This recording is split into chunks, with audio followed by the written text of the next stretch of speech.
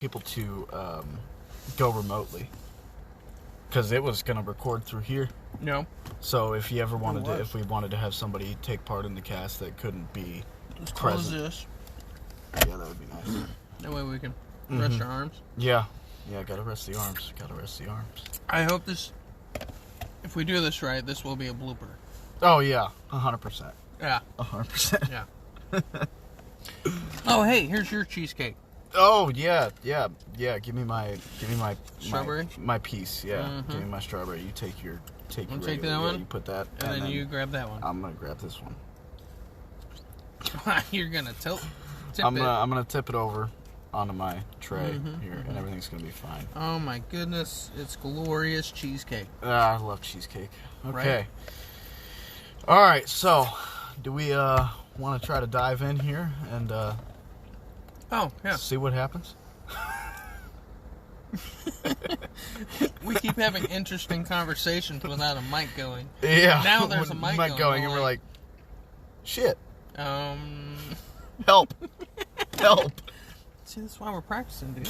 Yeah, so we can get the hang of things beforehand. Right. Yeah. But we gotta try, we can't just say fuck it. So, the thought I was thinking. Yeah. That's when dangerous. we've already discussed it a couple times now. Yeah.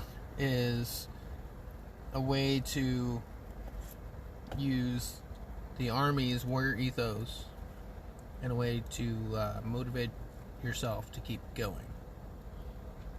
Because the warrior ethos is, I'll always place the mission first. I will never accept defeat. I will never quit. I will never leave a fallen comrade. Right. At which point, I think we keep getting caught up with the fact that, well, we don't have a mission now. At which point, that's where we get lost. I mean, I agree to an extent. To an extent, okay. Because, so, I think, 75% of the warrior ethos is great and should be, or could be used as very motivating stuff. Okay. But the whole, I will always place the mission first type thing, I think that has to be almost like a case-by-case basis, because it depends on what your mission is, right? So, in a daily 9 to 5, right? So for people that are out in the civilian world, or reserves, National Guards, people that have,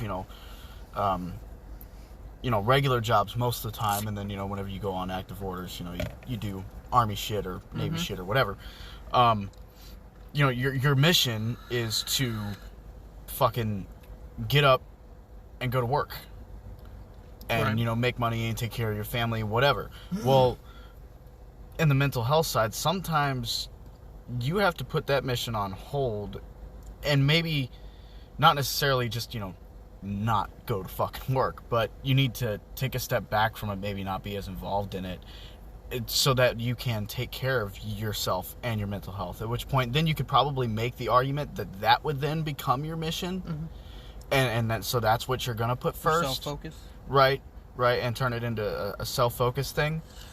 But I think a lot of people get lost in that translation, where their mission throughout their lives, again, be it civilian or Army, is you have to go to work, you have to make this money, you have to take care of your family, you have to take care of yourself, you have to pay your bills. You gotta go. Right, you have to go. So that will always be the mission, and there can never be another one to focus on, because, as we all know, life doesn't stop. The months always go by, the taxes are always due, the bills always come every freaking month. Utility companies never understand, hey man, look, I am having a really hard time right now, I need to take a step back. They don't give a shit. They're like, right. Nah man, give me my money. Right. So I think the I will always place the mission first has to almost be taken with a grain of salt in how you use it. You can't just, be narrow-minded in that concept. But the rest of it, 100% agree, it's motivating shit, Well, so, because you spent how long on active? I did 4 years active, and in that time, I did a 9-month rotation to Germany, which, with the senior NCO experience, or I guess, the guys that have been in longer, because, some of them were staffs, E6s, that doesn't technically count as senior NCO, but they've been in so long, fucking might as well be, right? Between all of their experience between them, with, combat deployments, they all said the workload might as well have been fucking Afghanistan or Iraq. It was ridiculous. We pushed out more phases for birds than most brigades do in a fiscal year, and a 4 or 5 month working period, because when we got there we still had to wait on containers and aircraft and whatnot, so we really only worked for about 4, 5, maybe 6 months, in between waiting and packing up and whatnot. But in that time, we shouldn't get. Yeah.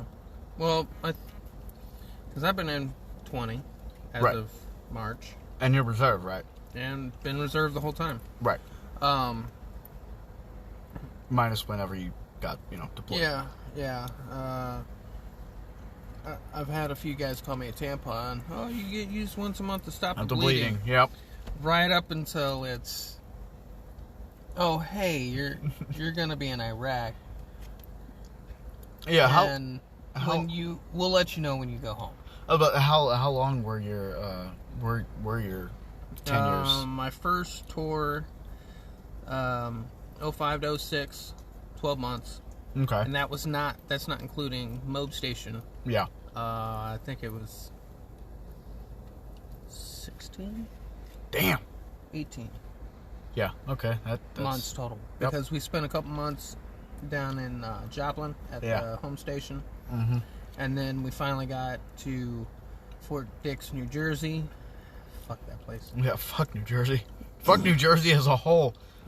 Sorry, anybody from New Jersey. Your state sucks. Sorry, I don't like New Jersey. No. It was too damn cold. It was the wrong time of year to be going to New Jersey. Yeah, no. The strip club was nice, though.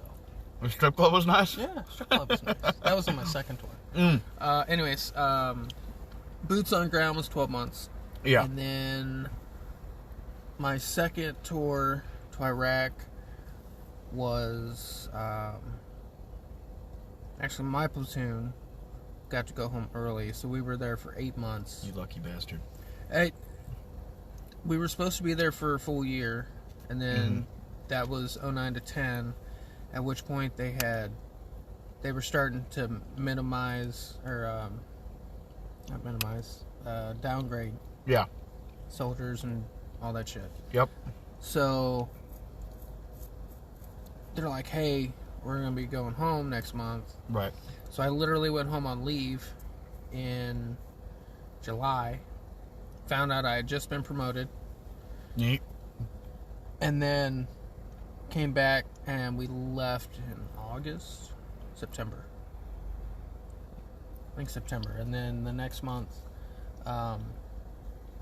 is when the main body came home. Yeah. And they were also starting Operation New Dawn. Okay. At that time. Yeah. So a portion of them stayed back for that. Right. And then 15, 16, I made a trip down to Cuba. Oh, yeah, I remember that. Yeah, that was something. That was not the job for me. Easy gig. Yeah. Extremely boring. Yes. You can do. You only have so many square foot on island. Right. That you can go without getting in trouble. Yeah. If you don't do anything wrong. But anyways, I made 3 trips with the Army, not including annual trainings, and doing all kinds of other ranges and right crap like that. And it's you're once a month use. Right. That turned into, I need you to go to this school or that school. Yeah, and then you're gone for a month or 2 or can 2 you weeks. Take off work and spend a week here? Yeah. Hey, by the way, we're battalion's doing a gunnery. Oh, hey, brigade's gonna do a gunnery, and it's 3 weeks each, 2 months apart. All right. So out of all these years of being in, Yeah. and I think sometimes we forget, like, yeah, the main phrase that keeps popping in my head is, I've heard people say, the Army teach you how to compartmentalize Yeah. and deal with, push things to the side Yeah. 100%. and just keep going. Yeah. But they don't teach you how to continue when you exit. Yeah. I agree and disagree. Because, like I said, the warrior ethos, it's because we don't have our mission. Our mission is always go, go, go. Yeah. And then we finally get to not go, and we don't know what the fuck to do. Right. Which is why we're lost. Right. And see, I think that's where active guys and then like National Guard and Reserve guys differ, because whether we were rotated, you know, to Germany or whatever, or, you know, talking to senior guys that have been whatever, it's whether they were rotated to Afghanistan, Iraq, Kuwait, Germany, Korea, it didn't fucking matter. Whether you're rotated or whether you're in the you know, CONUS, or at least, you know, the United States, because technically, you know, Hawaii and Alaska is OCONUS, but Right. it's still the U.S. Doesn't matter. You're still in. You're still putting that uniform on every fucking day. Right. And depending on how shitty your unit may be, or even just the op tempo, depending on what's going on, you are going 6 to 7 days a week, even at home. You know, even when you're not on deployment, you know, you're doing 24-hour ops, whatever. Doesn't matter. So that go for us never really stops. It's just a different kind of go. Like, you know, when you're home station versus, say, like Iraq, Afghanistan, you're still going, but, you know, you just don't have to worry about being blown up by mortars. But some people, you know, shot at. yeah, blown up and shot at, but in the same breath, you know, for a lot of the senior guys, and even some of the younger ones too, like the privates and whatever, that may have came in like later in their lives, or just were, you know, had kids at a very, very fucking young age, like some of the guys I knew, they fuck, damn it, I lost it. No, they trade those mortars and gunshots for dealing with not necessarily combat, but friction or combativeness in their home life. You know, we all know, active duty or not, that being in a military service and having a wife and kids, you know, every day, that's not easy. And I think even more so probably on active, because you're always dealing with military shit every day. You know, you are always dealing with the possibility of just different shit that comes out that makes your life a living hell. I mean, these people will affect child care if they have to, you know, whatever. It doesn't matter. They'll fuck with you anyway they see fit, really, depending on what their agenda is. And the higher up in rank you go, especially in the reserves, they do the same shit. Yeah. Because my phone's already blown up. Right. Yeah. Hey, Sergeant. But I know a lot of guys that have said that, you know, they would trade the combativeness at home for dealing with mortars. I'd rather go back to Iraq. Yeah, I'd rather go back to Iraq than deal with this bullshit. And I think that's because those problems back there are easily dealt with. Fucking shoot back. You know what to do. Yeah, you know what your to do. Job. You know who's got your six. Right, but when you're at home and the wife's yelling at you about this, that, and the other thing, or husband, whatever, is yelling at you about this, that, and the other thing, and you're fighting, and you got the kids crying and whatnot, and you still got bills due. Oh, and then, by the way, your fucking platoon's blowing you up, and you don't know whether it was shit or go blind. After my first tour, I became an adrenaline junkie. Yeah. We did some dumb shit as soldiers. Yeah. While we were deployed. Oh yeah. Everybody was safe. Nobody lost any fingers or toes, which is good. Right. And but then, still did dumb shit. Right. And then shit would pop off, and that adrenaline, you get that rush. You know, then you come home and you don't get that rush anymore. No. That's when you start doing dumb shit. Yeah. Alcohol, drugs. Yep. Fraternizing with people you shouldn't be fraternizing with. That's not your spouse. Hookers and blow. Hookers and blow. But for me, I remember coming back and I'm like, I want to go back. It was easier. Yeah. It was simple. Yeah. Like, yeah, it sucked balls, but it was so simple. Mm-hmm. Like, I know what to do. I'm a gunner. My first tour, I was a gunner. My second tour, I was squad leader. I'm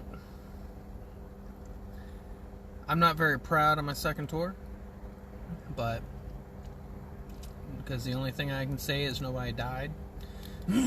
But, well, I'd be pretty fucking proud of that one.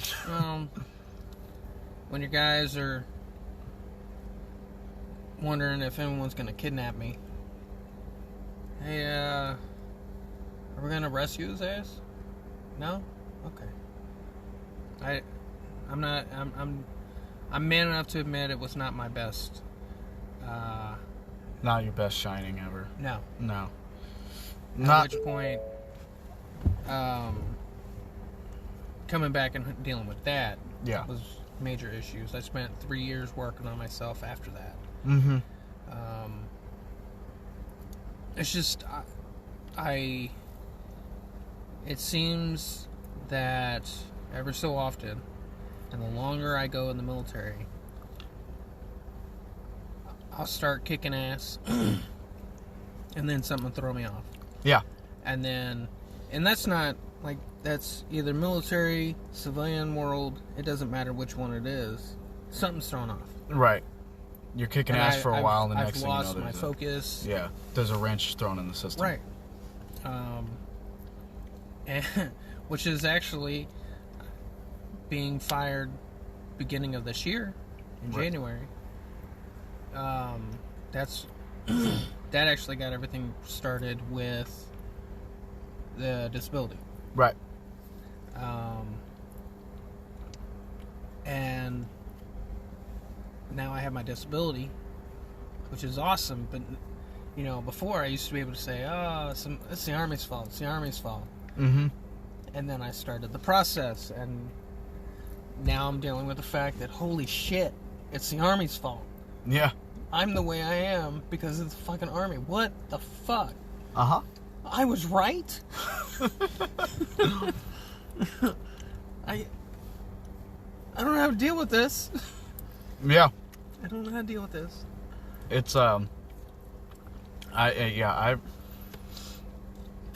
remember going through my, disability evaluation shit when they switched it from a chapter to a med board to a medical retirement. That was a hell of a time. Learning everything and, like, them going back through my records and pinpointing when each injury started, and, you know, then me going back and remembering what I was ordered to do that I did that would have incurred me that injury. It's like, they really did fuck me up. Like, they really did just fucking use and abuse the hell out of me. And then they tried to kick me out, and then it blew up in their faces, which I really take away as, like, the biggest win of my Army career that was totally not intentional at all. Like, I thought I was going to go down in flames, and I didn't, and I'm real proud of myself for that. Yeah. Mm-hmm. But anyway, back to, you know, what we were talking about as far as the, you know, the warrior ethos and stuff like that. A lot of guys, yeah, they lose that mission because, like you were saying, you know, you go over, you do a fucking tour for a good tenure of time. You know, it's not like you're over there for a couple of weeks. You're over there for months, and, you know, sometimes multiple times for multiple years. Right, multiple years. Yeah. You know, and a lot of the guys that came in earlier in, you know, the War on Terror, you know, they were going, you know, for 12, 15 months at a time, not counting, you know, the mobilization time and stuff like that you were saying. So probably, you know, total 18 months time away from home doing this, that, and the other thing. You know, you're over there for an extended period of time, and that's your mission. So then whenever you come home, yeah, that mission's no longer there, and you have to go back to the mundaneness of hearing lawnmowers in the background, the birds chirping, and the worst thing you have to worry about is some dumbass that doesn't know how to drive on 55. Like, you know, and that's about it. so which that kind of incites your rage. Yeah. I've had a few moments like that. Not my best shining moments, but I had a few flashbacks after my first tour, for sure. Yeah. My second one, I had a few, but I knew those were coming. Yeah, you knew. I knew how to deal with them. Yeah. I think I've told you this story before. So I was home for about a month, and we're on the back roads driving home. It's me and my ex-wife at the time. Yeah. Or, well, wife at the time. Wife at the time, ex-wife now. Yes. And there's someone riding my ass. And during my first tour, we didn't let anybody get 100 meters within that 100 meter. Yeah. And the fact that I'm looking in the rear view mirror to see this motherfucker riding my ass, I could almost see the whites in his eyes, did not click anything at all. All I saw was someone was riding my ass. At which point I yelled out at the top of my lungs, "Mathis, shoot that motherfucker." And I was, those horse blinders, you know how they say the horse blinder effect? Yeah, yep. That's exactly what happened. Yep. Because my wife went, "What?" And the look on her face, as soon as I heard her voice, everything went horse blinder to... Yeah, and you're like, oh shit. Right. You like remember where you are and what's going on. And all I could say was, "Motherfucker's riding my ass." Yeah. And it's easier to say that than to explain what the hell's just happened. Yeah, 100%. And then, dodging the... excuse me. Dodging the bags on the side of the road. And yeah. the fucking barriers, the metal barriers on the side of the road. I'm driving center lane. It's a lot to deal with. Oh, yeah. Yeah. So, when it comes to, the warrior ethos and how you can use it to kind of motivate yourself, just because I'm curious, because I'm not one of those guys that, I think we were talking about this earlier before we started recording. I'm not like one of those motivational speaker dudes that you always see like advertised on fucking Facebook coming up in ads and shit like that. It's always like that, like they get up and they seem like the kind of guys that just like quote unquote live by a code, but they're like way far into it to where it's almost like they're a fucking nerd, kind of guy. Kind of cult like. Yeah, almost. Yeah, it's almost like a kind of cult like. Yeah. I'm not one of those dudes that would promote, again, taking the warrior ethos and using it to motivate yourself, and then like every day you have to fucking get up and be like, rah, with it. So if there was a time, in your opinion, when it's most crucial to bring in the ethos in your daily life or in your, I would say, personal life, like outside of work, whatever, like when would you use it? Like if what is the situation where you would really try to buckle down and remember these ethos so you could use them to motivate yourself to keep going or to get help or whatever, what is... So I tend to go in and out of depression. Yeah. Anxiety. Samesies. Anxiety triggers out of nowhere.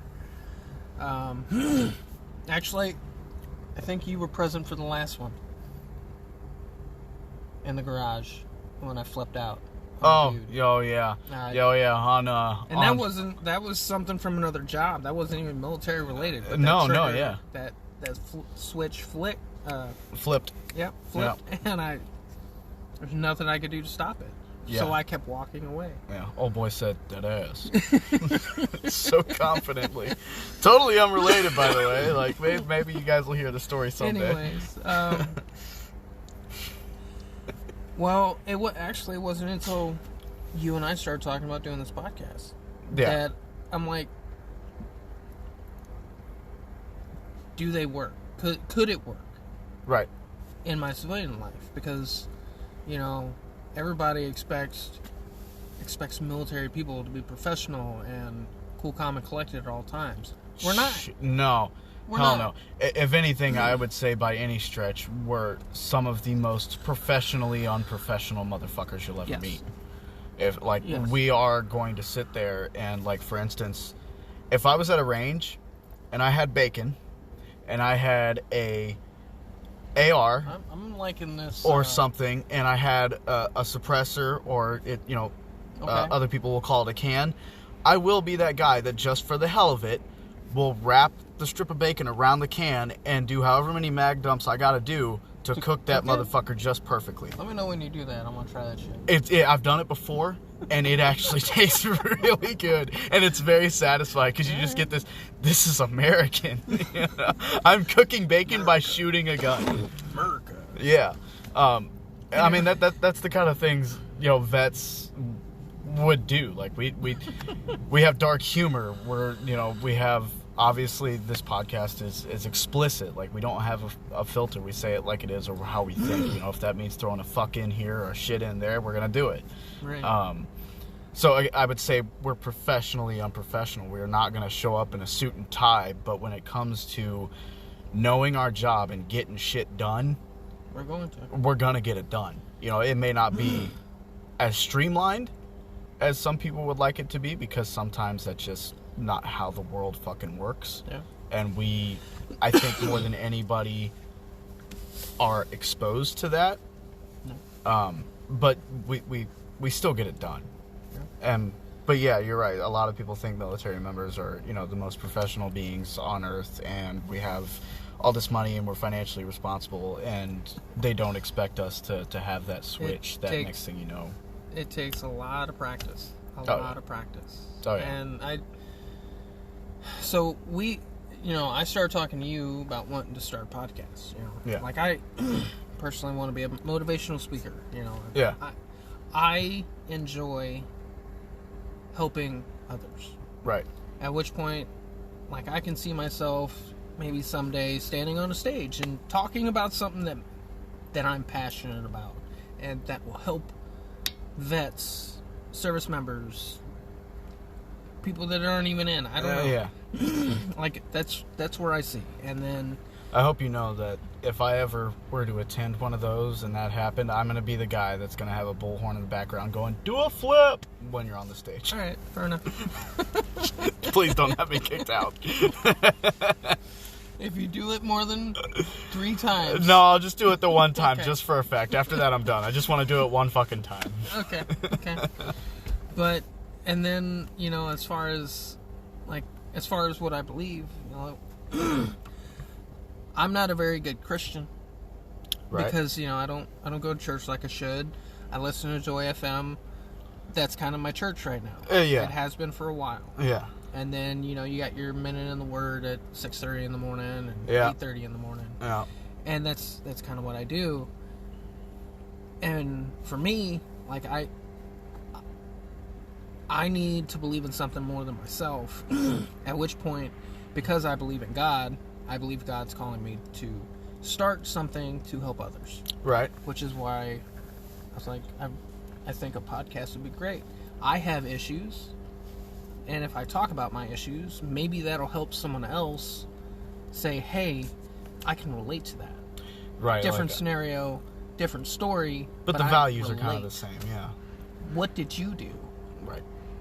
To get better today than you were yesterday? Right. and so that's where the Warrior Ethos started clicking when we started talking about doing this. Right. You know, and I was on TikTok, and someone's like, the Army doesn't do, the military doesn't. They do.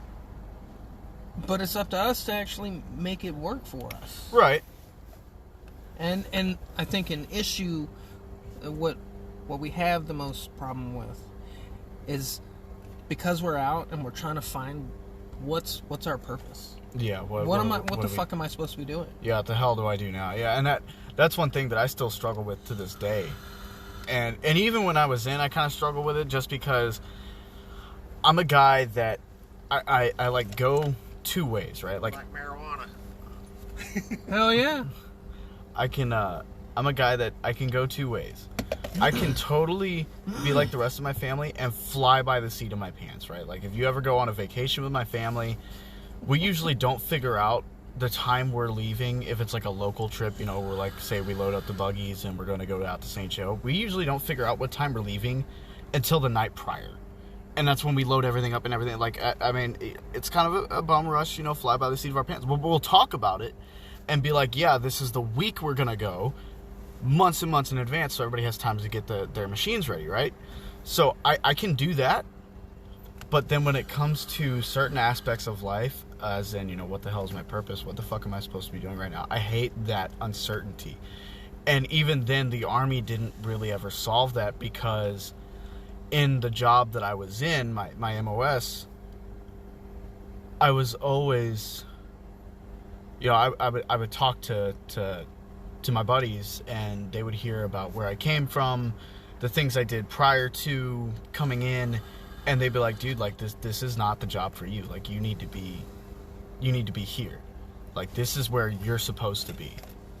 And so I'm like, okay, well, what the fuck am I supposed to be doing? Because, like, nobody, like, I'm getting advice from you guys, but, like, who's to say that you actually know what the fuck? Like, and if I'm supposed to be there, how do I get there? Yeah, how the hell do I get there? And can I even get there now? Because now I've been sucked into what's, I like to call the big Army vacuum that doesn't really want to let you go unless they want to let you go because it will benefit them.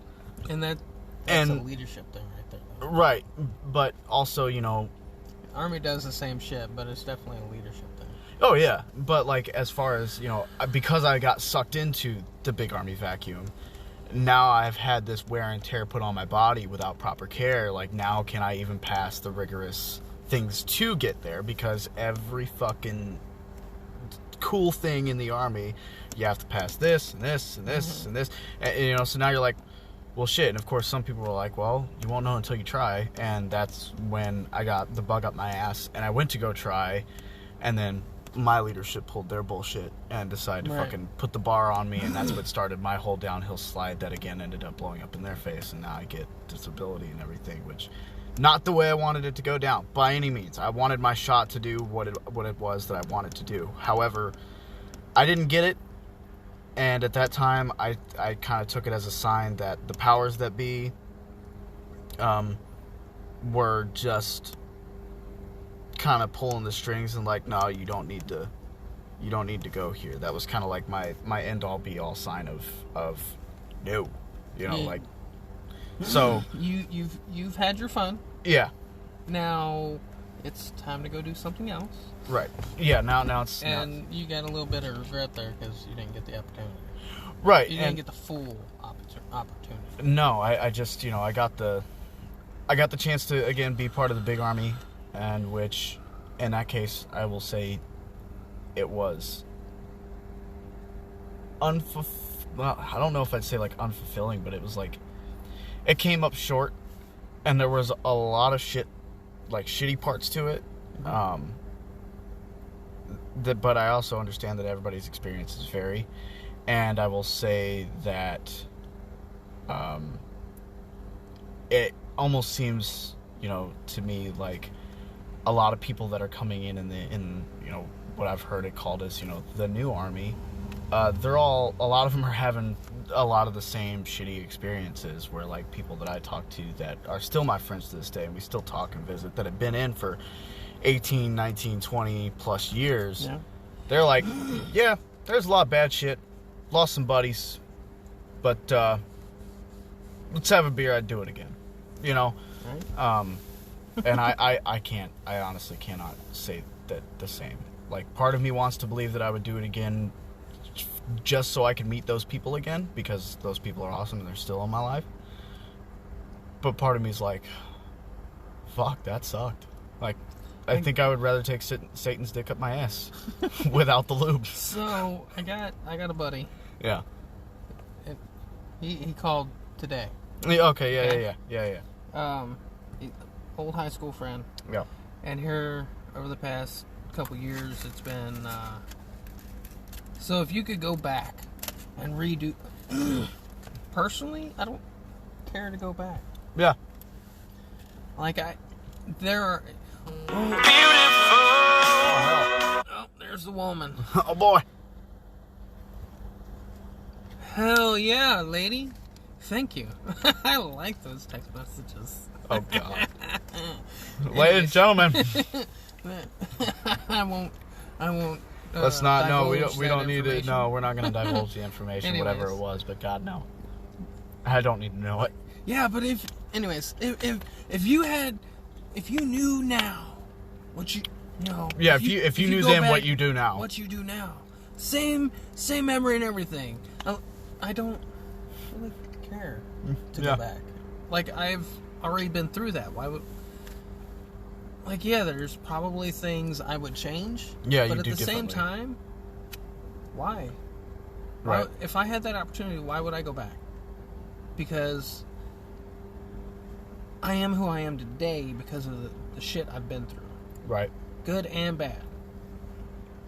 My ex-wife is an ex-wife for a reason. Yep.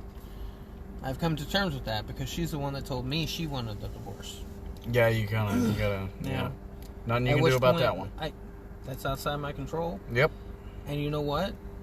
Looking back over the past, the best thing I got out of that long 12 years I love was the my pause. son.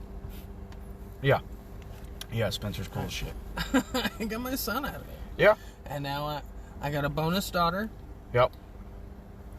And my daughter with my wife now. Yeah. I don't want anything else. Right. There's no point. See, in that regard, I guess, you have to become comfortable with who you are now and how you ended up this way now, Right. to come to that realization. I don't think a lot of people are. No, but it took me a long time. That Yeah. was part of the reason why we ended up divorced, because I wasn't happy with who I was. right. And I know, like, for me, there's a part of me that's okay with who I am now, and there's a part of me that's not, because I'm still struggling with, not being so angry all the time, not, living that way. And that's not to say that, I walk around, fucking looking like, who's the guy that's got, like, I don't walk around all the time looking like Robert De Niro, when he's really doing the upturn fucking, and it's just really... I don't walk around looking like that all the time, or like Joe Pesci, in fucking Goodfellas, where he's just... Right, pissed off all the damn time. Yeah, you're like, what the fuck is this piece of shit? Like, no. That's not to say that's what I'm like all the time. It's to say that I'm always ready or anticipating things going so horribly wrong that they are irreparable, and I have to correct them absolutely immediately by whatever means possible or necessary. Yeah. Unfortunately, that way of living is very, very fucking tiresome. It sucks. But one thing that I actually will give my Army therapy some credit for is I learned from my very first therapist, out of the two that I got to work with before my tenure ended. She had said that you have to be very careful when you get into a bad or toxic or unhappy mindset. When you spend so much time in it, your brain becomes hardwired to it, and that becomes your comfort zone. So if you become comfortable with being unhappy and being sad and being depressed, being angry, whatever, all the fucking time, then when something happens that would normally make you happy, you will be upset because your brain doesn't know what the fuck to do with itself. That actually makes a lot of sense for me. It doesn't know. It's like, no, this is bad. Like, this is bad. Like, Right.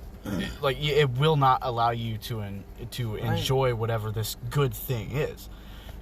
Your comment earlier about the motivational speakers before we started recording. Yeah. Where you change your mindset, and it's Right. not a switch. No, it's not a switch at all, and that's why it's not a switch, because your brain gets used to that shit, Right. and it becomes your comfort zone. It is not as easy as, you have to stop looking at every day like it's a curse. Like, that's great, man, and I get it, and I'm with you on that premise, but you can't just... So... You can't... It's...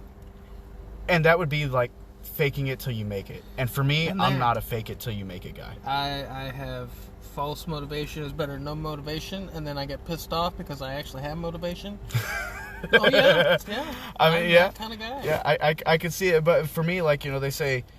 fake it till you make it. And I'm like, why the fuck would I fake it? Why not just keep pushing and be open about my unhappiness until hopefully I make it? Like, why would I fake any fucking thing? So,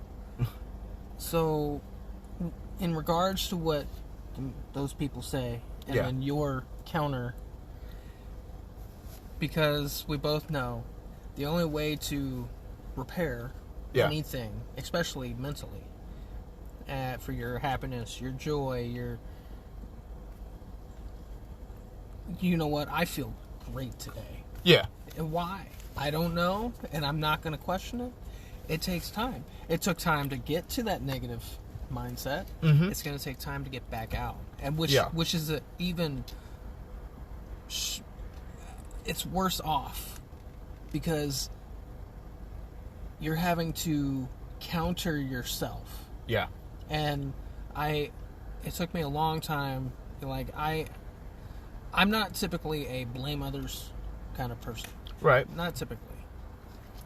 I did get to a routine because of my surroundings and the people I hung out with, where at one point it was, well, it's so-and-so's fault because I wouldn't have done that if so-and-so hadn't, or so-and-so had done this, I'd have done that, blah, blah, blah, it's so-and-so's fault. Yeah. No, it's not. It's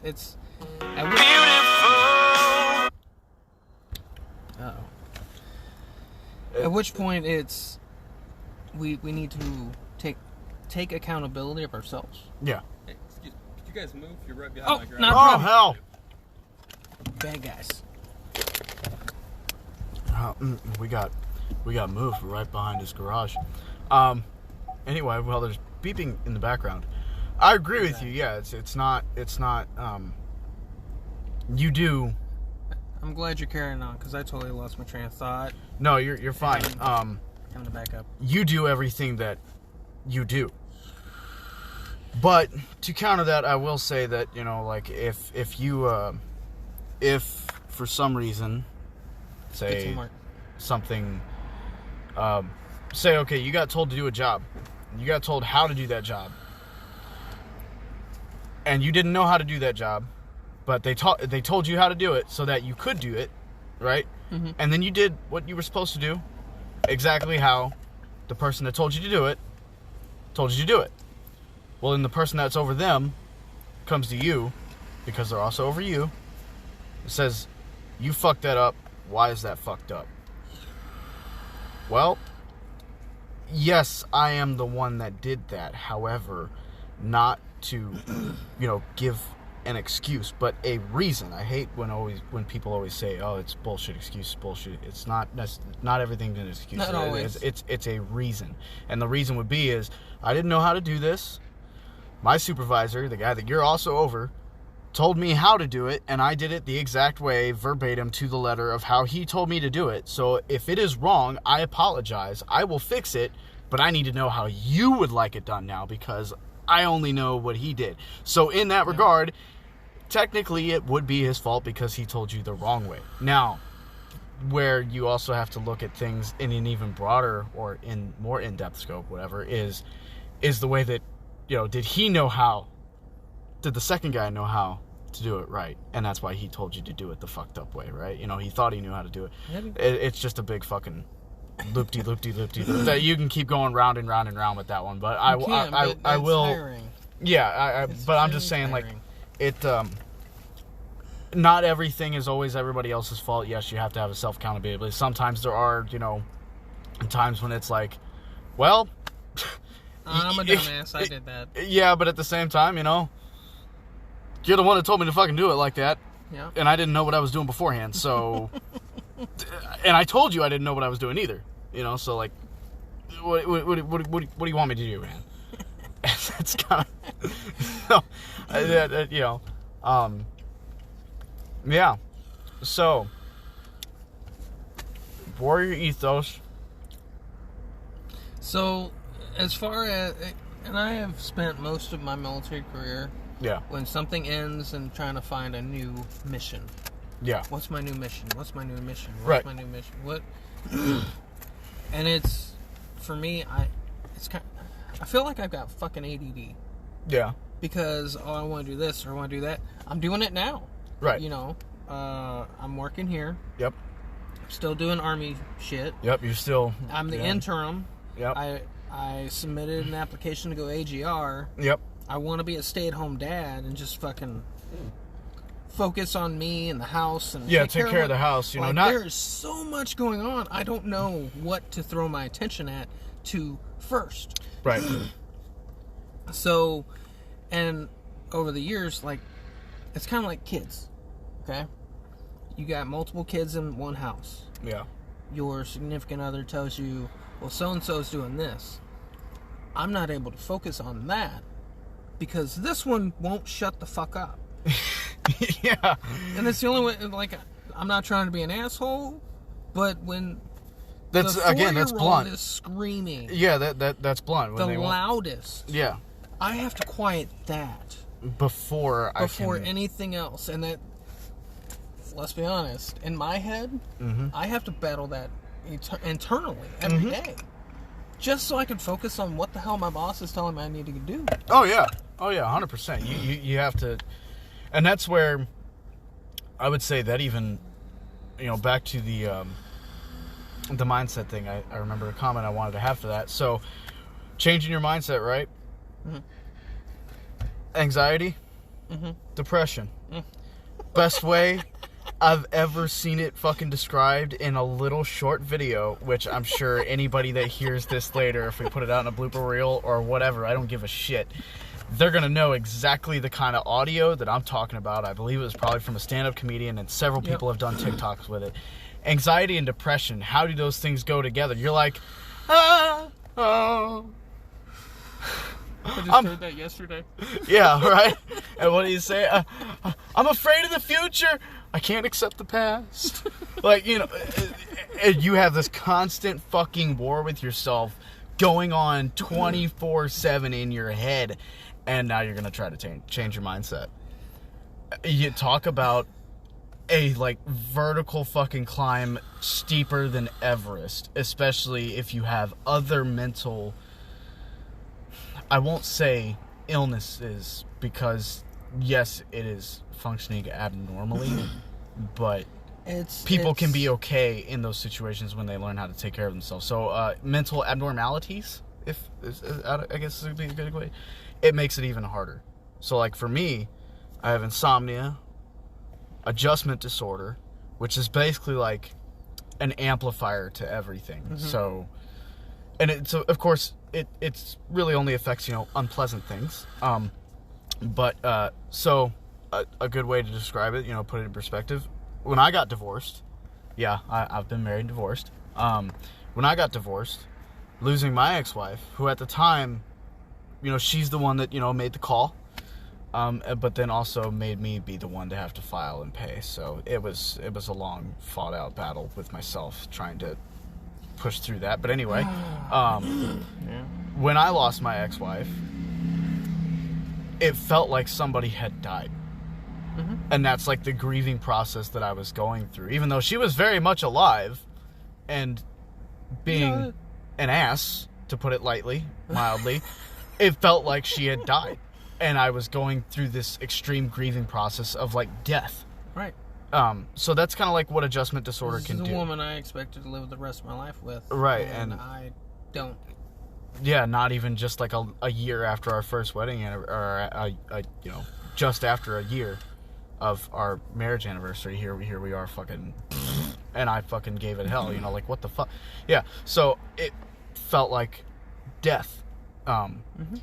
So you toggle those two on with the anxiety and the depression, and then, you know, trying to change your mindset when we do live in a very, what can be, unpleasant world for a lot of people. That's like looking up straight up at the fucking Empire State Building, trying to see the peak where it's, the peak is the changed mindset. It's the more positive attitude or whatever, or the positive way of being. And it's fucking daunting. It really is. Yeah. So I wanted to make that comment back to that one. I understand. I've had to work on changing my mindset. While we were in Cuba, we had hookers and blow. 3 or 4 NCOs that got to go through the Master Resiliency Trainer course. Yeah. And then they were instructing us every week, or monthly. Right. At which point, because of that, it actually helped me and helped me help my soldiers. Right. I've been helping soldiers for years, and I never know if I actually help until a few of them have, thanked me. Yeah. Our boy who's in Cuba right now sent me a text, and I got pissed off at him for being so damn... I sent him a text, why the fuck you gotta be so fucking sentimental? Fuck you, I love you, you motherfucker. Yeah, fuck you, I love you, I'll see you tomorrow. Thank you, I'll see you when you get home. Yeah. And it's through the years, and that reaffirms the fact that I'm doing something right. Right. When I feel like a fucking failure every fucking day. Yeah. Like, what the fuck is the point? And then I get those, I'm like, I fucking needed that. Thank you. Guess I'm doing something right. Yeah. You're gonna make me fucking tear up right now, you motherfucker. Yeah. I guess I had one of those not too long ago. It was actually it was the Thanksgiving Day. My entire household was sick as a dog, minus me and my little brother. Still haven't got sick, and I know I say that. And, of course, I won't knock on wood. Yeah, right? All right, cool. But one of the guys that I was with, he was fairly new as I was on my way out. But he was actually really cool. He was very humble. He wasn't that guy that just got out of AIT and was like, oh, fuck yeah, I know hot shit. I'm going to show these fucking dudes how it's done, right? Like that kind of guy. Mm-hmm. So we became friends, and he called me, and it was like 11:30 at night, which back in Colorado, because he's still out there in Colorado, it was like 11:30 at night. And so back there it's about 10:30. He calls me. Granted, he was a little bit buzzing, he's a little under the influence, but the fact that he called me, and I was like, hey man, how you doing? He's like, hey, that's you, Bishop, isn't it? I was like, yeah, man, that's me.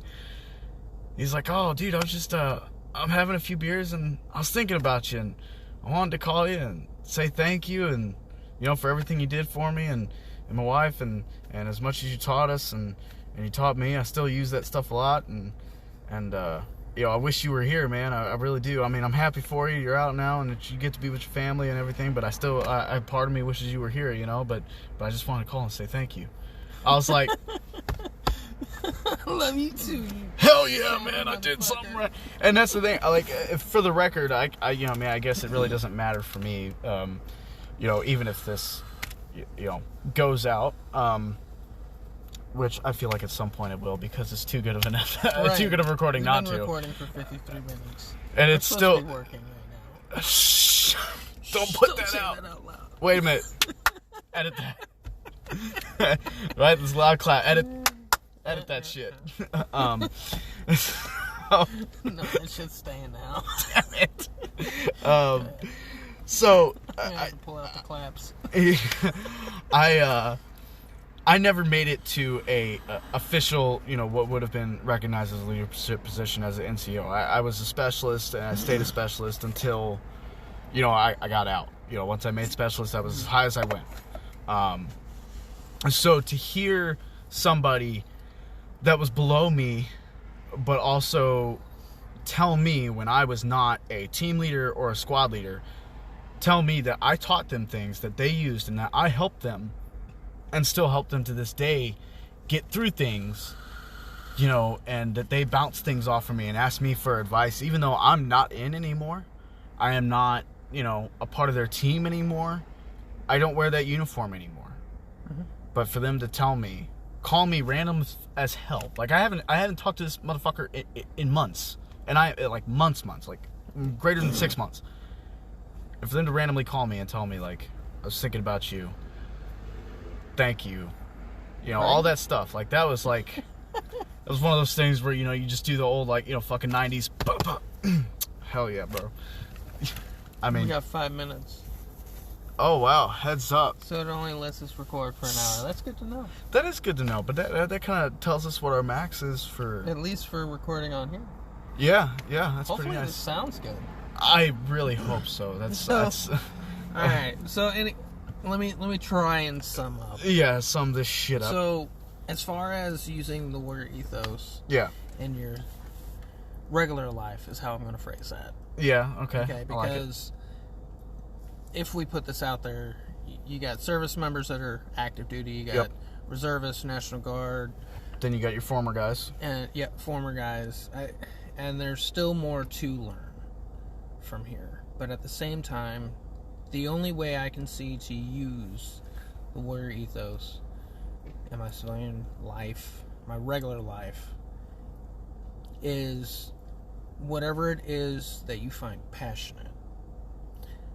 That you find your passion in, that you want to do, that, you know, I want to do this podcast. Yeah, It's until recently, I've kind of been all over the damn place. This kind of helped center me. I'm Yeah, like, bring you in know the what? This focus. is awesome. At which point, now that I find something I want to do, I will not accept defeat. I will never quit. And the whole point of this damn thing is to never leave a fallen comrade. Gotta put that on a fucking poster. Right? Like that was good right there. I like that. That's fucking, everybody listening to this one, you better write that shit down. Like, I like how that transfers. I really do. That right there, that is golden, taking steps from or code, whatever you want to call it. You know, ethos, but as far as the premise of what you're doing, taking something from another part of your life and making it work and fit and apply. I'm trying. And that I like that. I would say, for me, I agree with the, you know, find something that you're passionate about and make that your mission. Yep. Make what you love to do your mission, because everything else will kind of fall into place around it. Like, for me, I would say my mission is I want to enjoy motorsports as a whole. I have a motorcycle. I love my motorcycle. We already touched on it a little bit. That can be a whole other fucking... Yeah, mention the comment that I have buggies. I love them. Just go ahead and look up Woods Buggy or Dune Buggy on Google, and you'll fucking know what I'm talking about. Mm-hmm. No, it's not the little Harbor Freight things with the little lawnmower motors. Okay, let's just get that out of the way. I have to put that out there right now.